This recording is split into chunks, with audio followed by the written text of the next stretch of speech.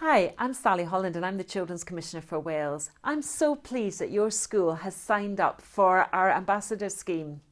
Its aim is to promote children and young people's rights, and I hope it's something that your whole school community will get behind. The first thing to do, now that you're part of the scheme, is to elect your ambassadors to lead the scheme in the school.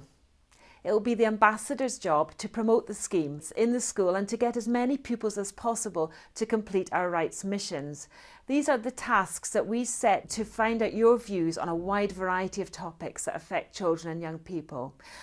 Your views are powerful and really important. Without them, I can't do my job. The most important part of my job, which is listening to children and young people and using those views to call for positive changes that will affect every child and young person in Wales.